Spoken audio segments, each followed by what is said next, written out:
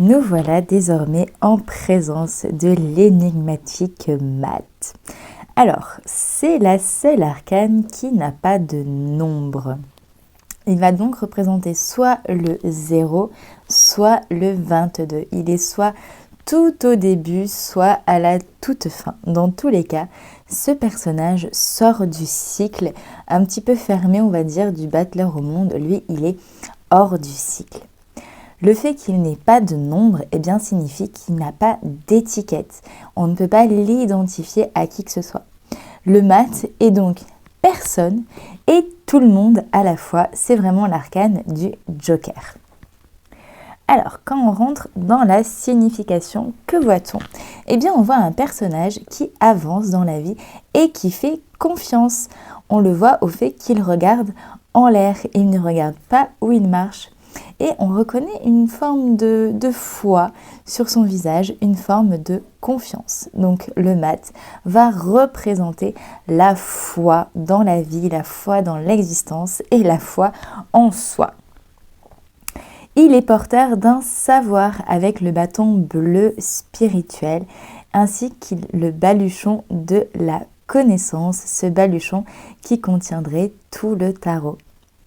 On peut voir que le bâton se termine dans une forme de cuillère, en tout cas de réceptacle, qui rappelle bien le côté réceptif à la vie. Il a su recevoir toutes les expériences finalement de la vie pour les transmuter et il le fait encore. Le chien couleur bleue représente les expériences de la vie et la capacité de les transformer en opportunité d'apprentissage. On voit d'ailleurs que ce Math ne se laisse pas influencer par le chien. On ne sait pas si le chien le pousse, s'il le griffe. Dans tous les cas, il avance. On voit que ses chaussures et son bâton sont rouges. Donc, il a beaucoup d'énergie dans la carte. C'est un être qui avance et qui possède une grande énergie, une grande capacité d'action également. On peut voir une petite feuille qui se cache au creux de sa main. Donc, on a un rappel ici de l'énergie de l'impératrice et de ce Math qui, lui aussi, a des capacités de guérison.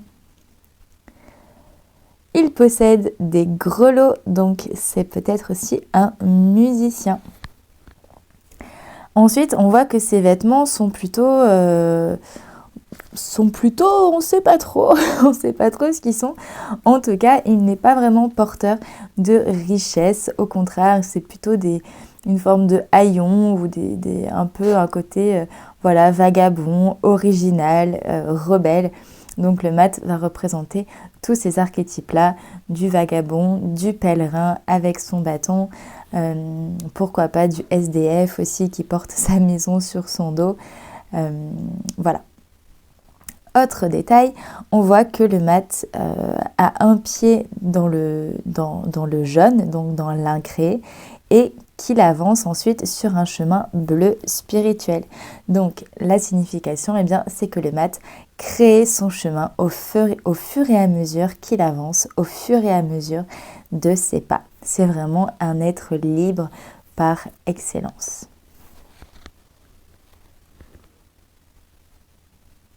Voyons maintenant la signification du Math. Alors, celui-ci représente la foi. C'est un être libre et pour cause, c'est la seule arcane qui n'a pas de nombre. On ne peut pas lui coller la moindre étiquette.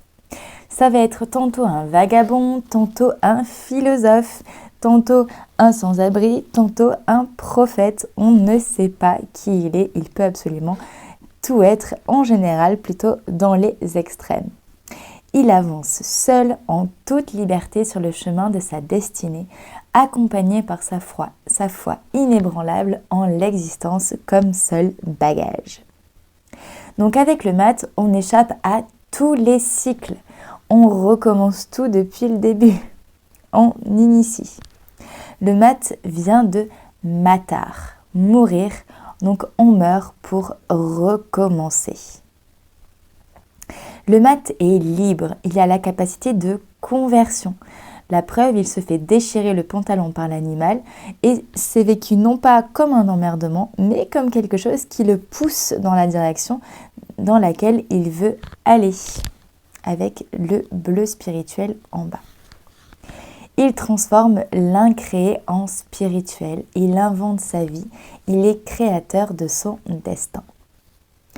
Au contraire, un mat inversé, un mat vécu de manière négative, c'est une personne qui ne travaille pas sur elle, qui n'est pas libre, c'est une personne que la société a abandonnée ou qui se sent abandonnée de la société. Il n'est pas disciple des situations, mais il est subi, il est râleur, il n'a pas la capacité de conversion. En termes de personnalité, eh bien le mat est une personne atypique, originale, excentrique. On peut le voir déjà avec ses vêtements, il ne ressemble qu'à lui-même. C'est un être libre qui est rebelle, qui peut être anarchiste et anticonformiste. Dans tous les cas, c'est un libre penseur, c'est un philosophe, une personne mystique, une personne qui a la foi. Ça peut être un pèlerin, un voyageur qui parcourt le monde avec son sac à dos, un être spirituel. Dans sa version plus négative, ça peut être une personne qui est râleuse, qui est pauvre, un mendiant, un paria, un SDF ou un vagabond. Le mat peut aussi nous parler de folie ou inversement de sagesse, et souvent les deux peuvent se côtoyer. En tout cas, c'est une personne qui a une très grande énergie et qui peut avoir tendance à ne pas tenir en place, une personne qui est indépendante et qui avance généralement seule dans la vie. Voyons maintenant les défauts du mat, ses parts d'ombre.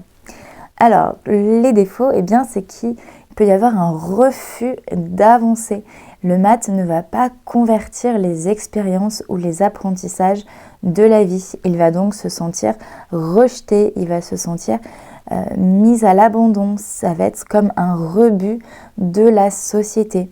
Il peut ainsi se retrouver SDF, quelqu'un qui se retrouve au placard ou en rébellion totale contre la société, dans une forme d'anarchisme, d'anticonformisme, qui va râler, qui va peut-être manifester de manière violente, etc. etc.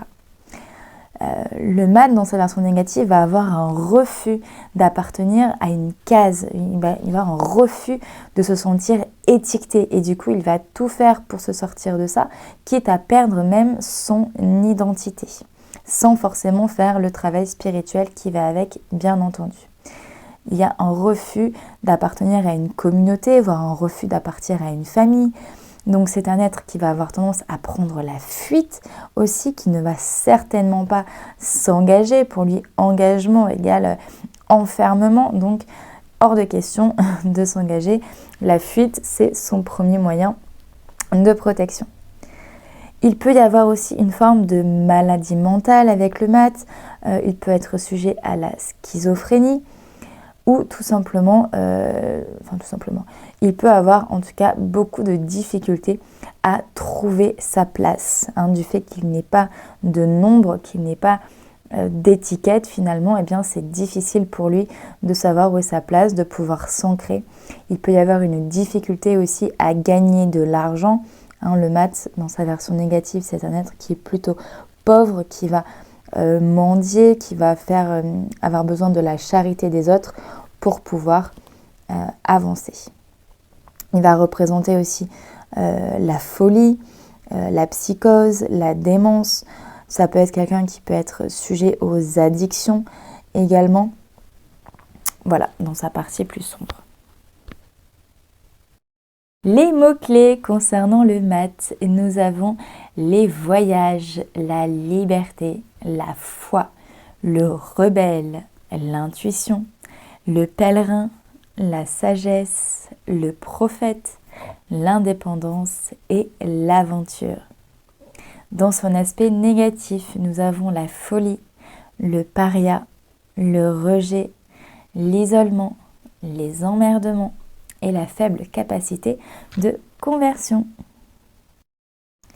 Je vais maintenant t'inviter à prendre l'arcane du mat, de l'arcane sans nom et de l'ermite, et de les mettre les trois à côté et d'observer les similitudes qui se trouvent entre les trois.